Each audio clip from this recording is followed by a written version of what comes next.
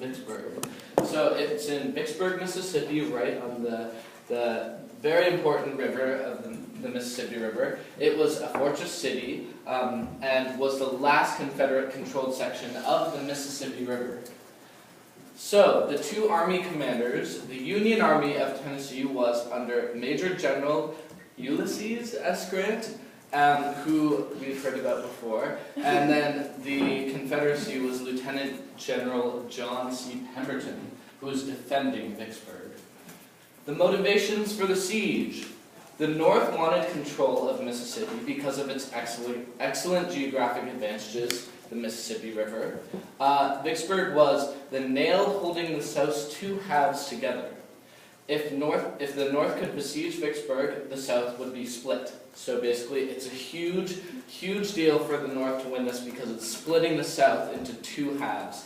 And this is just a picture of along the blockade, that's Vicksburg, and this is the Union coming through and attacking the blockade. So that's showing the naval that the Navy that the Union used to attack.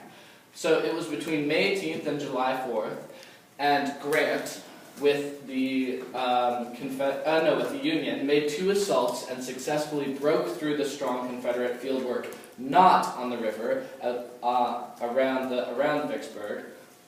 And then Pemberton quickly lost security in the city when the fieldwork was broken and was trapped and surrounded on the river and around the fieldwork.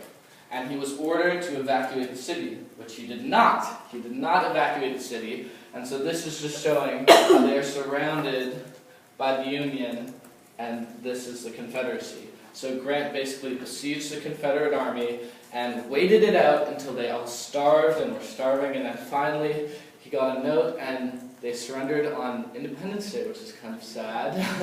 And so they gained control of Vicksburg, and it was a success for the Union soldiers. Although they lost more soldiers, they still did win. And 30,000 Confederate soldiers were paroled, which is like a ton of just starving soldiers.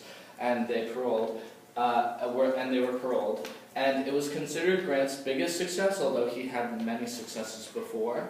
And sadly, the 4th of July was not, it's just a fun fact really, was not really celebrated in that city for a while because of that big loss. So this is the most important part, the big picture. This was the second major blow to the Confederacy, right on July 3rd, Gettysburg. Sorry, I won't ruin it. So, the first being July 3rd in Gettysburg, then July 4th, Vicksburg. So it's like 2 days, and it's just huge winnings for the North. The siege gave the Union Army control over the Mississippi River, which is huge, and they soon gained full control over the river. Well, it was pretty much full control, but the last little bit was Port Hudson. And then the most important thing was that the Confederacy was split into two, and as Lincoln put it, the father of waters goes again unvexed to the sea.